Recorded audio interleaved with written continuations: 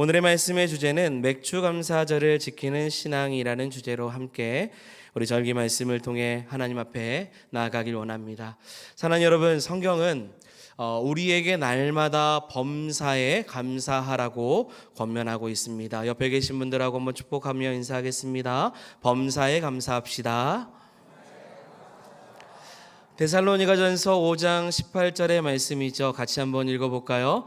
범사에 감사하라. 이것이 그리스도 예수 안에서 너희를 향한 하나님의 뜻이니라. 아멘.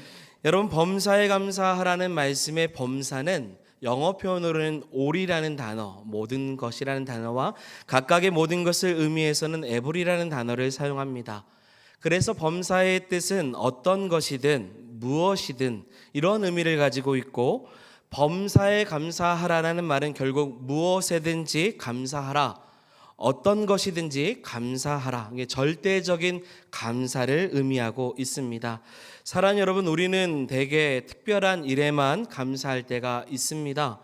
시험에 합격했을 때에만 감사하고, 직장에 취업했을 때에만 감사하며, 사업이 잘 될 때만 감사를 합니다. 또는 올해 내가 원하는 바를 이루는 일이 잘 되었을 때 또한 감사를 드립니다. 그런데 이러한 감사는 사실은 상대적인 감사이죠. 조건에 따른 감사입니다. 절대적인 감사는 아니기 때문에 범사의 감사라고 말할 수는 없습니다. 여러분, 범사의 감사는 늘 나에게 일어나는 평범한 생활 속에서 하나님 앞에 감사함을 경험하는 삶입니다. 그래서 모든 것에 감사하는 거죠. 당연한 것이 하나도 없이 모든 것이 하나님의 은혜임을 기억하며 나아가는 것이 범사에 감사한 것입니다. 어느 성도가 귀에 이명이 생겼다고 합니다. 가만히 있어도 귀에서 이상한 소리가 계속 들리는 거죠. 정말로 견딜 수가 없었다고 해요. 그러다가 어느 날 아무 소리가 들리지 않은 날이 찾아온 겁니다. 그때 깨달았습니다. 이전에 내 귀에 아무 소리가 들리지 않았던 것이 정말로 큰 은혜였구나라는 거죠. 어느 날 잘 올라가던 팔이 90도 이상 올라가지 않는 겁니다. 50견이 온 거죠. 그제서야 이전에 팔이 180도 이렇게 쭉 돌아갔던 것에 감사가 떠오르기 시작합니다. 어느 날 마음에 답답함과 우울함이 생겼습니다. 갱년기가 찾아온 거예요. 갱년기를 보내고 다시금 이전의 마음의 평안함이 왔던 시간이 다시금 돌아왔습니다. 그때서야 일상 평범한 하루가 참 감사했구나라는 생각을 가졌다라는 거예요. 아주 당연한 것인데도 불구하고 감사하지 못했다라는 거죠. 우리는 대개 어떠한 기적을 체험해야만이 감사를 합니다. 우리는 물이 포도주가 되는 기적을 경험할 때 감사를 해요. 물론 감사해야 되죠. 하지만 이렇게 기적을 체험해서야만 감사하는 사람은 범사의 감사를 알지 못합니다. 여러분, 돌아보십시오. 올해 한 해 동안 특별히 1월부터 6월까지 우리에게 무엇을 통해서 하나님 앞에 감사를 올렸는지, 아주 평범한 일상이지만 주어진 삶 속에서 우리는 무엇을 통해 하나님께 영광을 올렸는지를 돌아보시기를 바랍니다. 특별한 일이 아니어도 여러분, 날마다 범사에 감사할 수 있는 성도들이 되기를 주의 이름으로 축원드립니다. 그런데 우리가 잊지 않아야 될 한 가지가 있습니다. 바로 감사를 하라고 하는데 도대체 누구에게 감사를 해야 하냐라는 것이죠. 어느 책에서 보았던 에세이입니다. 어느 날 왕이 자기 밥상에 진수성찬 반찬이 가득 올라온 것을 보고 너무너무 감동을 해서 요리사를 불러라, 내가 그에게 상을 줘야겠다라고 요리사를 불렀습니다. 그러나 요리사가 왕 앞에 와가지고 하는 말이, 왕이여, 저는 한 것이 없습니다. 오늘 제가 이렇게 맛있는 반찬을 만들 수 있는 것은 각지에서 재료를 운반하는 사람들이 신속히 채소를 배달해 오았기 때문에 이렇게 좋은 반찬을 만든 것입니다. 왕은 그러면 그 재료를 운반한 사람들을 불러라. 그 운반한 사람들이 말하기를, 저는 운반만 했습니다. 좋은 채소를 제공한 농부가 싱싱하게 길러 주었기 때문에 굳이 공로를 얘기하라고 한다면 농부가 싱싱한 채소를 길러준 것을 가져온 것뿐입니다. 그러자 이 왕은 농부를 불러라 얘기합니다. 왕은 농부에게 상을 줘야겠다라고 농부를 부르기 시작합니다. 그 농부가 왕 앞에 와서 하는 말이 뭐냐면, 왕이여, 저는 한 것이 없습니다. 저는 하나님이 주신 씨앗을 돌보았을 뿐입니다. 채소를 키울 수 있도록 비를 주시는 분도 적당한 온도를 주신 분도 우리 하나님이십니다. 그렇게 이야기하자 그제서야 왕이 말하기를, 결국 내가 밥 한 끼를 먹었던 이 한 끼도 결국 하나님께 감사를 올려드려야 되는구나. 여러분, 결국 따져보고 올라가다 보면 모든 근원은 하나님께로부터 나옵니다. 우리가 하나님께 감사할 수밖에 없는 것이죠. 따져보면 오늘 우리가 이 자리에서 숨을 쉬고 있는 것도요, 무더운 날씨 가운데서도요, 시원한 에어컨 바람에 솔솔 부는 예배당 안에서 하나님을 예배할 수 있는 것도요, 그리고 하나님을 예배할 수 있도록 건강한 마음과 또 육신을 허락해 주신 것도, 모든 것을 다 생각해 보면 모든 것을 주신 하나님 앞에 감사할 수밖에 없음을 기억하시기를 소망합니다. 그래서 오늘 하나님께 감사합니다. 아주 평범한 것일지라도, 늘 일상 속에서 누리던 것일지라도 하나님 앞에 감사를 올려드릴 수 있는 성도들이 되기를 소망합니다. 오늘은 맥주감사 주일로 지킵니다. 지금까지 하나님께 받은 그 은혜를 헤아리는 날이죠. 그리고 감사하는 절기입니다. 오늘날 교회에서 지키는 절기는 대개 4대의 절기입니다. 부활절, 맥주감사절, 추수감사절, 성탄절입니다. 이 절기 모두가 사실 감사하는 절기입니다. 하지만 특별히 이 부활절과 성탄절은 예수 그리스도의 구속의 은혜와 직접적인 관계가 있는 절기이고요. 그에 반해 맥주감사절과 그리고 추수감사절은 구원받은 백성들이 일상생활 속에서 하나님께 받은 은혜를 감사로 올려드리는 절기입니다. 다르게 말하면 여러분, 맥주감사는 일상생활에서 묻어난 감사라는 거예요. 하나님이 우리에게 베푸신 은혜를 기억하는 날인 거죠. 맥주절은 보리추수를 시작하여서 밀추수를 마칠 때 지키는 절기로서 무교절로부터 7일씩 7주를 계산해서 7 곱하기 7, 49거든요. 그리고 하루를 더해서 50이 되는 날에 지키는 절기입니다. 그래서 구약에서는 77절이라고 하고요, 신약에서는 오순절이라고도 이야기를 합니다. 구약 성경의 절기는 우리나라의 농사력과 정확하게 일치되진 않지만, 우리 교회가 지키는 맥주감사절은 우리가 밀 농사를 하거나 혹은 농경 사회를 살고 있기 때문에 지키기보다는 성경에서 이 맥주의 감사를 통해 담겨져 있는 중요한 메시지가 우리의 신앙에 영향을 주기 때문에 우리는 더욱더 지켜 나아가는 것입니다. 우리는 계속 절기를 지키며 그 의미를 되새길 것입니다. 절기는 여러분 우리의 신앙을 유익하게 합니다. 그리고 이 절기를 통해서 하나님 앞에 나아갈 수 있는 중요한 메시지가 절기 가운데 담겨져 있는 것입니다.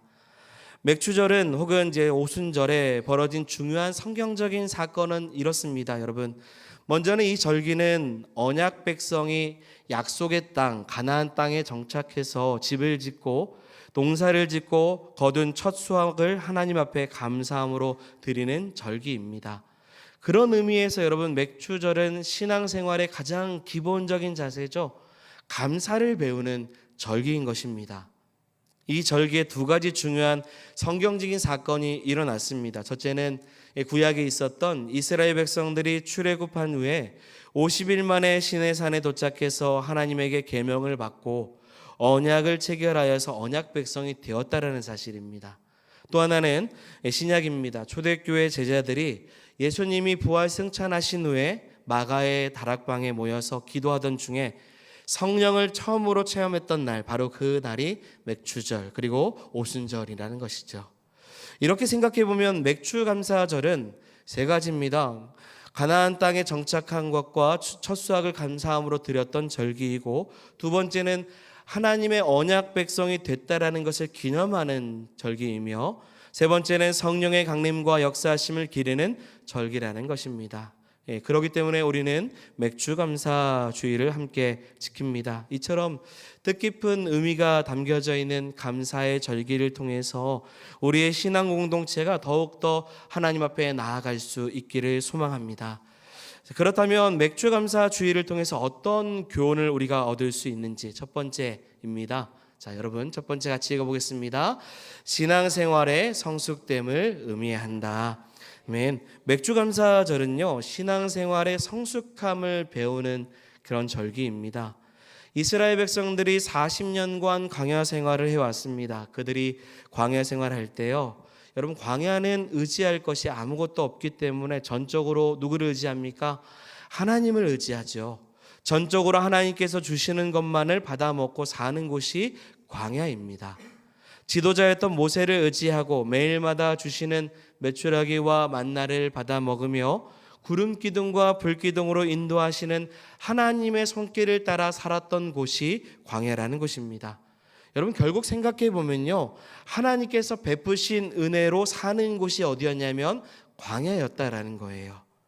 그런데 사실 잘 생각해 보면 하나님께 받기는 하나 받을 줄은 알고 드릴 줄 모르며 생활했던 곳 또한 어디냐면 광야였습니다.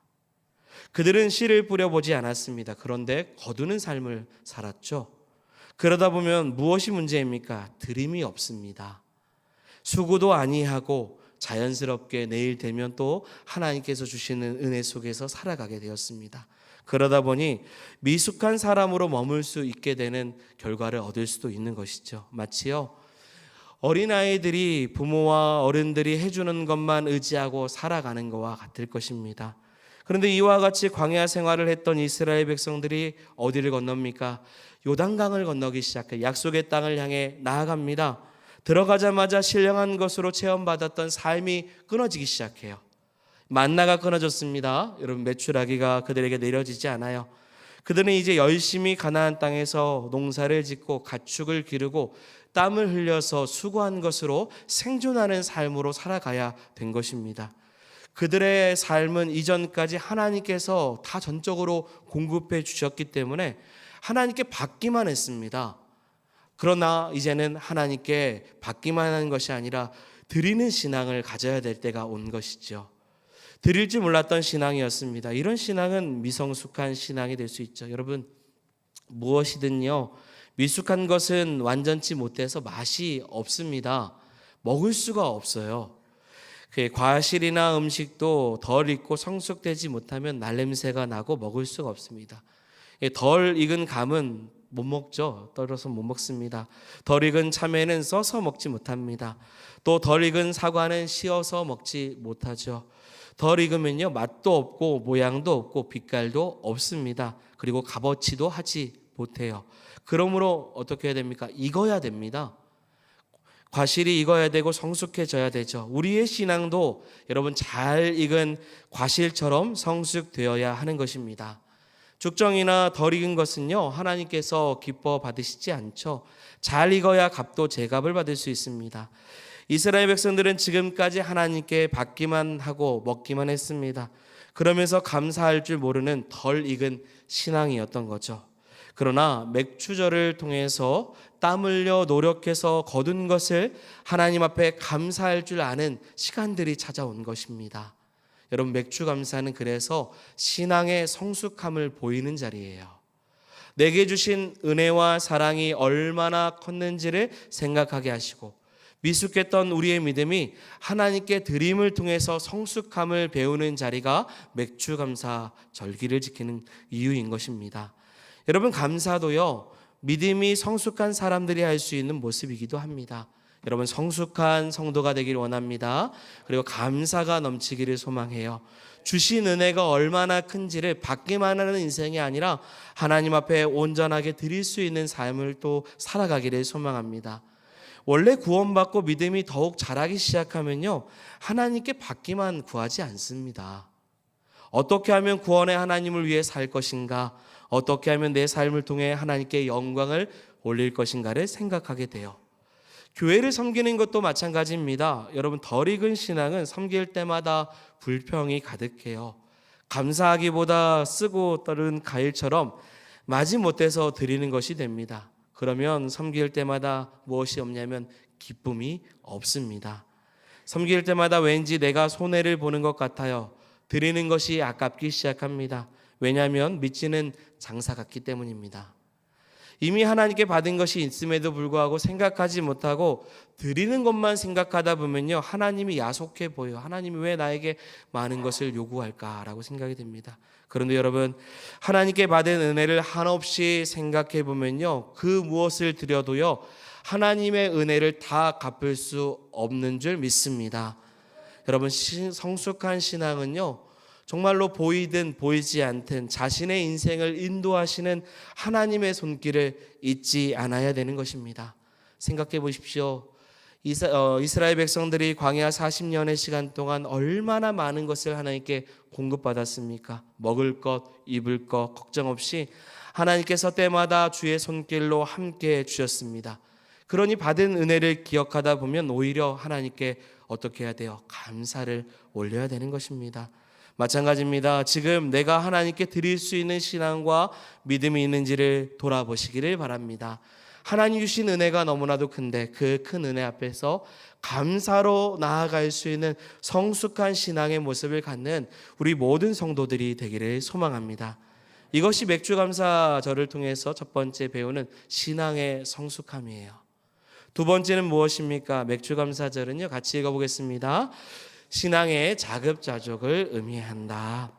아멘. 여러분, 지금 살아가면서 사용하는 것이나 갖고 있는 것, 그 모든 것 중에서 내 것 또는 우리의 것은 하나도 없습니다. 이스라엘 백성들이 애굽에서 노예 생활을 할 때 자기의 땅이 어디 있습니까?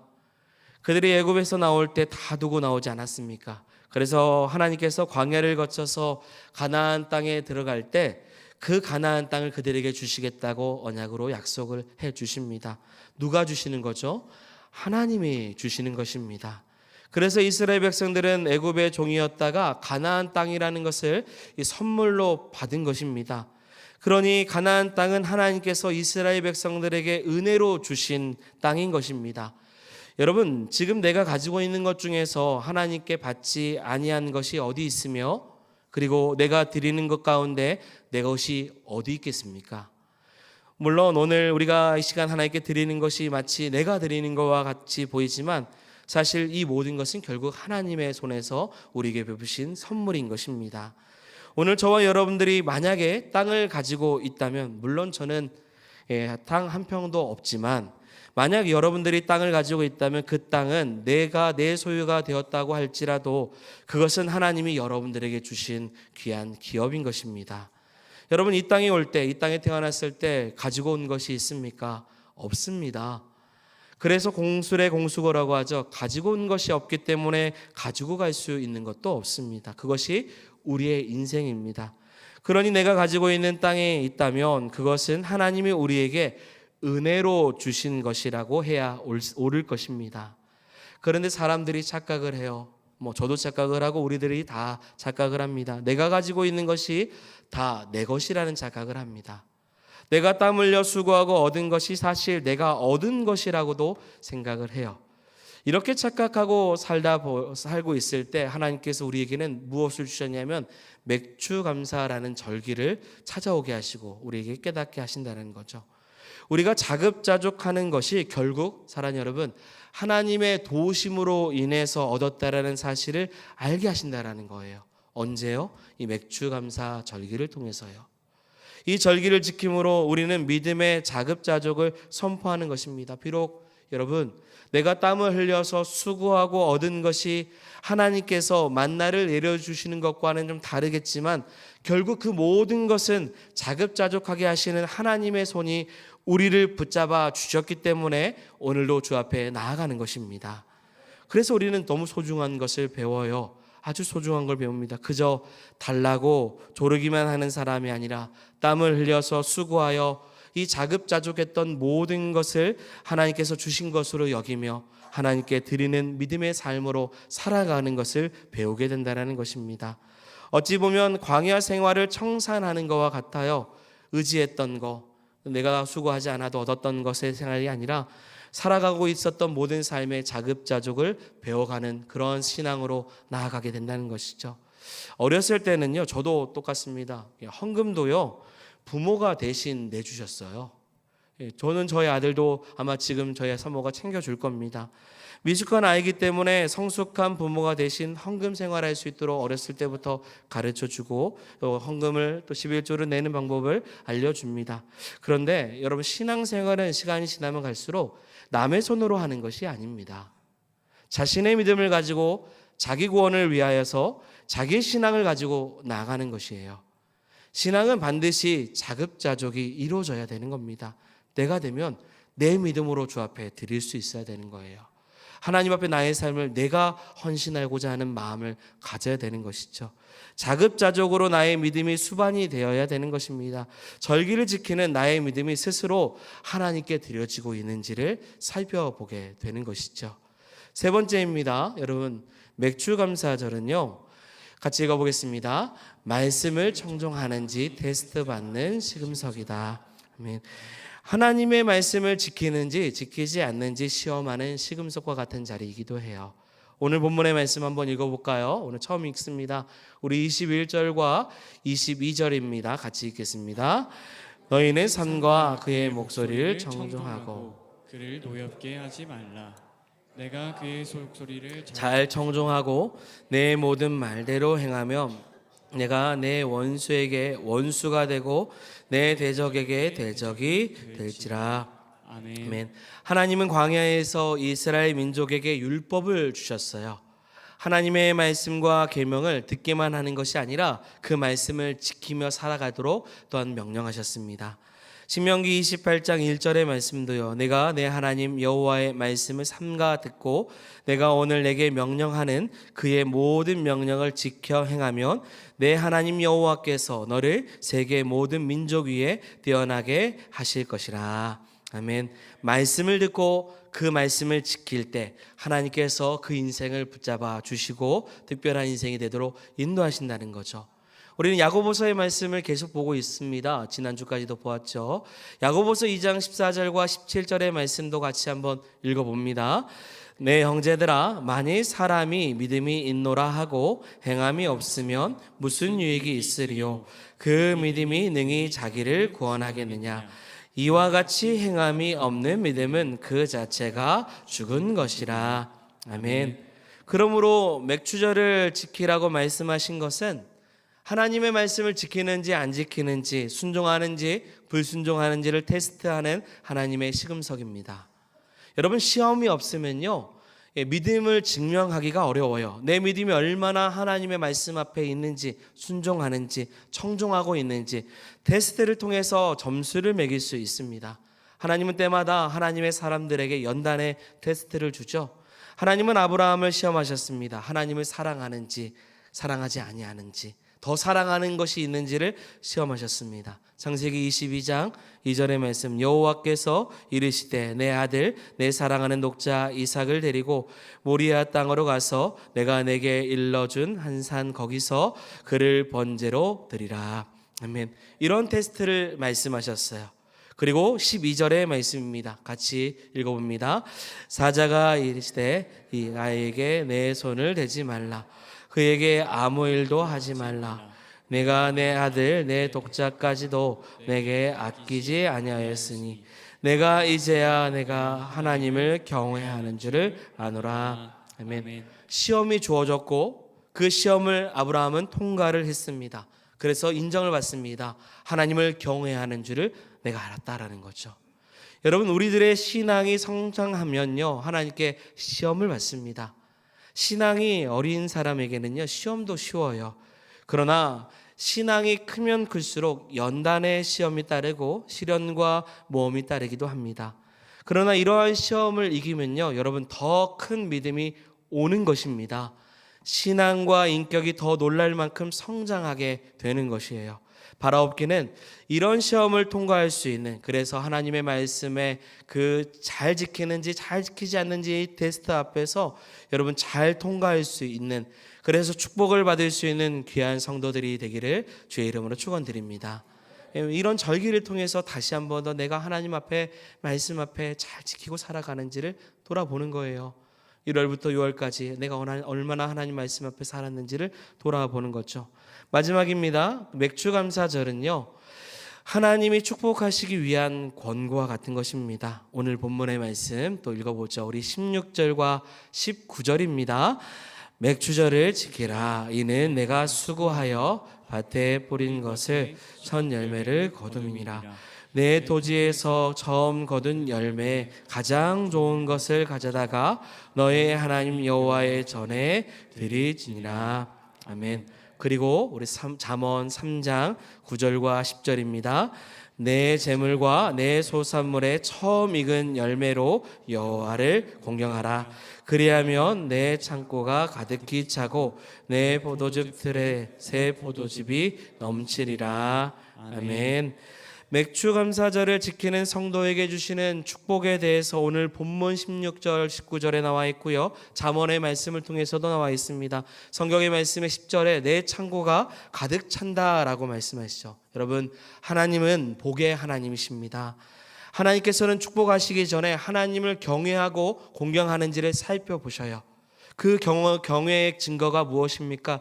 처음 익은 열매, 곧 추수한 것을 드리는 삶을 보시는 거죠. 본문에 처음 익은 열매를 드리는 것이 무엇으로 표현됐냐면 가장 좋은 것을 가져다 드리는 것으로 표현되어 있습니다. 하나님께 가장 먼저 자신의 신앙과 삶을 또한 무엇인가를 드리는 것에 있어서 하나님을 경외하고 있는지를 먼저 드리는 모습이라는 거죠. 하나님께서는 받기만 하던 이스라엘 민족에게 드리는 훈련을 통해 더 좋은 것으로 풍족하게 채우시는 복을 내려주시기를 원하십니다. 이것이 복의 원리예요. 여러분, 창고가 가득히 찬다라는 거, 여러분 기복신앙에 대한 이야기가 아니에요. 하나님 앞에 드릴 때 하나님께서는 그 영혼을, 그 가정을, 그 삶을 잊지 아니하십니다. 하나님께서는 후유도 되어 누리고 넘치도록 채우시는 귀한 은혜를 우리에게 안겨주시고 복을 내려주시는 하나님이십니다. 그렇기 때문에 하나님은요, 이 복을 주시고자 하는 귀한 은혜를 이 절기를 통해서 우리에게 가르쳐 주시는 것입니다. 물론 여러분, 우리의 신앙이 계산적인 신앙이 돼서는 안 되겠죠. 하나님 앞에 우리가 무엇인가를 드리는 것이 단순히 복을 받기 위한 것이 아닐 것입니다. 하나님께 마땅히 드리는 절기를 통해서 하나님의 복이 우리에게 흘러온다라는 사실을 말씀을 통해서 배우는 것이죠. 여러분, 감사함으로 드릴 수 있는 성도가 되기를 소망합니다. 하나님이 복을 주시든 안 주시든 그것을 생각하지 않고 감사함으로 나아갈 때 이 절기를 통해서 우리는 우리의 믿음과 우리의 삶이 더욱더 성숙해지고 하나님의 복 가운데 거하는 귀한 인생이 될 줄 믿습니다. 말씀을 정리합니다. 사랑하는 여러분, 맥추감사 절기는요, 신앙의 성숙함을 가지고 나아가는 자리입니다. 또한 맥추감사 절기는 신앙의 자급자족을 배우는 자리입니다. 내가 땀을 흘려 수고하여도 모든 것이 결국 하나님이 주신 것임을 인정하는 것이죠. 또한 맥추감사 절기는 하나님의 테스트를 통해서 우리의 신앙의 시금석을 보이는 자리입니다. 말씀을 지키는지 지키지 않는지, 그리고 그 말씀 앞에 나아가는지를 생각해 보게 하는 절기이죠. 마지막 맥추감사 절기는 하나님의 복이 임하는 자리인 줄 믿습니다. 절기를 통해서 주신 그 은혜를 기억하시기 바랍니다. 짧게는 6개월, 길게는 우리를 지으신, 우리를 구원하신 하나님의 은혜를 기억할 수 있는 성도들이 되기를 소망합니다. 그래서 우리가 1년에 이렇게 한 번씩 절기를 지킬 때마다 자신의 신앙을 돌아보면서 하나님 앞에 우리의 삶을 온전히 드리는 성숙한 그리스도인 되어서 하나님 앞에 말씀대로 절기를 통해 영광을 올릴 수 있는 우리 모두가 되기를 주의 이름으로 축원드립니다. 아멘. 우리 말씀을 기억하면서 같이 함께 찬양하기를 원합니다. 우리가 이 땅 가운데 누리는 모든 것, 또 가지고 살아갔던 모든 것, 결국 하나님 주신 은혜임을 기억하면서 같이 고백하기 원합니다. 내가 누려왔던 모든 것들이, 내가 지나왔던 모든 시간이, 내가 걸어왔던 모든 순간이 당연한 걸 아니라 은혜였소. 아침해가 뜨고 저녁에 노을, 봄의 꽃향기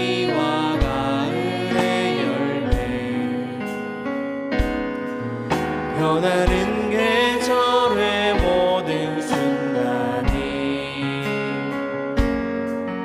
당연한 것 아니라 은혜였소. 모든 것이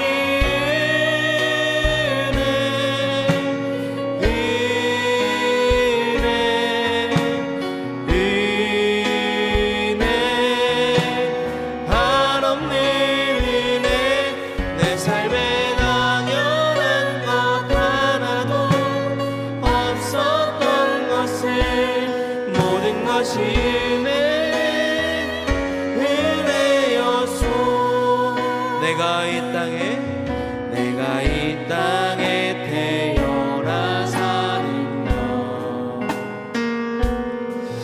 어린아이 시절과 지금까지 우리가 숨을 쉬며 살아가는, 숨을 쉬며 살며 꿈을 꾸는 삶,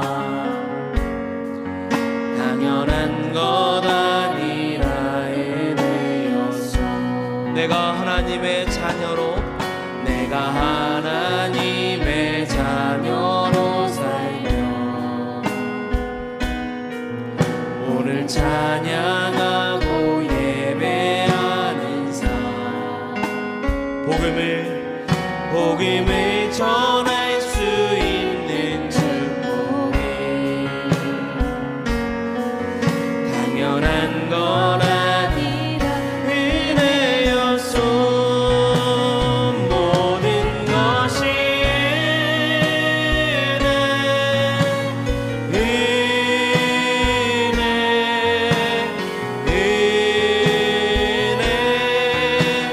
한없는 은혜.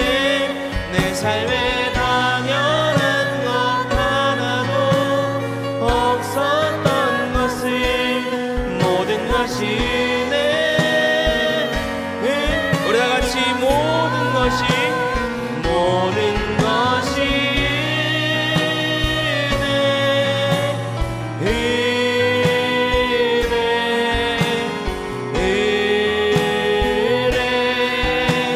한없는 은혜.